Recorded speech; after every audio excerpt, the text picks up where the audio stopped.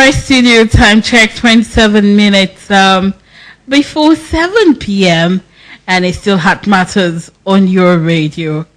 Well, like I said, that I'm going to be having a guest with me in the studio, and it's wonderful to have Femi Ogunjinmi with me in the studio.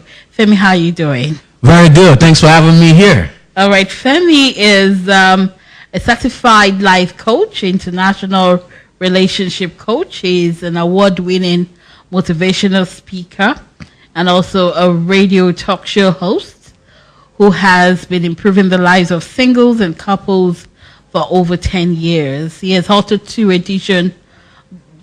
edition books titled Revelations of Relationship, What You Do Not Know About Finding True Love and Sustaining Relationship. Femi, okay. It's quite long, Femi. All right. That's good enough. I think it's okay. It's okay. And Femi, great to have you. Thanks for having me. I'm glad to be here. So excited. And it's nice meeting you. Yes, first time, right? Face to face. We've always been chatting over the phone. Yes. Femi got to introduce himself to me on LinkedIn. Yes. And that was like 2 years ago? Yes, 2 years ago. Yes, Femi's he's a Nigerian based in the United States. Yeah, I'm in Nigeria now. What's up, Nigerians? What's up, my people? All right, and so he chatted me up yesterday to say, yeah, Tito, do you want me on your show? Do you have any show? I was like, yes, it's great to have you. Thanks. In the studios. Yeah, well, let me quickly share my second story, and we're going to hear from what Femi thinks. And Femi, you're actually going to go into a little details regarding this. You have your T-shirt on, Revelation of Relationship. Yeah. Let's get to hear more about that. All right. Okay, but let me quickly read this story. Sure. And get your opinion, and let's help this woman. Yes, she says, hello, Tito, please, I need your advice. I need you to advise me accordingly. As I write to you, I'm in tears. I'm a married woman with a daughter. My marriage is 2 years old. I'm going to leave out the details of how my husband is a chronic cheat. Let me talk about what happened recently. Lately, my husband's phone rings almost every morning from different girls. Now, on this particular Monday, a particular ex of his called. Due to the fact that I'm familiar with that name, I picked. I answered the call and asked if she has any message for my husband. Next thing she was like, is it like I don't have a job and that I don't have respect for my elders? That response got me mad and I insulted her. I ran to the room to wake my husband up so that he can hear how his ex is insulting me. All my husband could say or do was, why will I pick his call in the first place? He dressed up angrily and left the house. I called my older brother to report the issue to him and also tell him I'm tired of the marriage. My brother called him and spoke to him very well. You won't believe that up until now, he hasn't, my husband hasn't walked up to me to apologize or even say a word. Just yesterday, he posted his 10-year challenge picture, and the girl was in his comments replying his friends, just because they have some mutual friends. That got me pissed, and I blocked my husband everywhere I have him on my phone. I went to Facebook to search for the girl, and I insulted her very well, which she did too. Yet, my husband has been quiet, and we both have been living like strangers. Due to his attitude towards the whole issue, and for the girl having so much confidence to insult and get away with it, I decided to stop cooking. Because there's actually no point cooking for a man that is still after his ex. Since that Monday, I've not been myself. I love him, but my heart and spirit is done with the marriage due to what I've been through, and also his recent issue of his ex. Please, what should I do? Femi, what do you think? Wow, so many facets to this story, and I'm so sorry for what the lady is going through. It's disheartening to be in a relationship, married to a man, and you have a daughter, and your husband does not really respect the boundary of a marriage. So it seems that the wife, has evidence or evidences that the husband is cheating. However, I would say taking or picking your husband's call and talking to his ex, I say that's a no. She shouldn't have done that.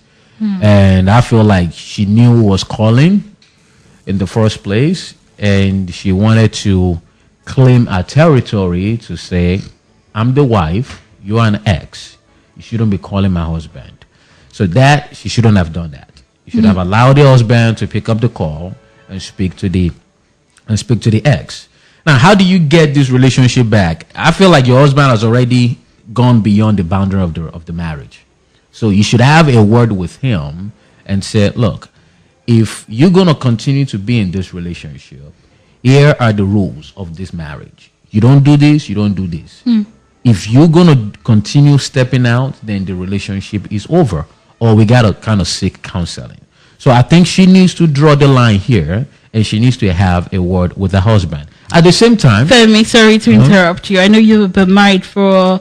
6 years. 6 years. And you didn't get married here in Nigeria. No, I got married in U.S. And, it's quite different from what happens here, Tell me how the difference. Because, you said that the woman will come and then sit her husband down and set the rules. It's applicable for people living outside Nigeria. Some women cannot actually get that courage to sit their husband down and then start stating rules in marriage with the husband. You're going to ask questions like, sorry, who married you? Is it you or me? And who is the head of the family? Is it you or me? It's easier said, but when it comes to practicing it, it's difficult. So I want you to come down home. Okay. Ibadan lawa. Naija lawa. Let's talk things that are, practical. Things we can actually, things that are realistic. Okay. So let me say this. Yeah. Marriage is almost the same everywhere. Let me explain this. Tell me. It is the onset of the marriage that determines what's going to be happening in that relationship. And I quite understand that the orientation of some people back here might be different from the orientation of people back in US. Now, what gives you the bargaining power to have the courage to sit your husband down? Tell me. Maybe money, if you have your own money, if you are independent. So we can say what gives a woman confidence to talk in our marriage is if she got things going on for her. Wow. What if she doesn't have anything going on for her? And this is where we need to change the orientation of marriage. Regardless if you have something or you don't have anything, marriage is an equal partnership. Let me repeat that again. It's an equal partnership. It's not you at the top, I'm at the bottom. It doesn't work that way. But let me explain how this works. Okay, tell me. So, in a marriage, and pardon me, your listeners may not be Christians, but if they are Christian, they will get this example of Christianity, and I'm also going to practicalize it. So I see marriage as being employed in a company. Being employed in a company, you have a manager, and then you have other people that just work with the manager.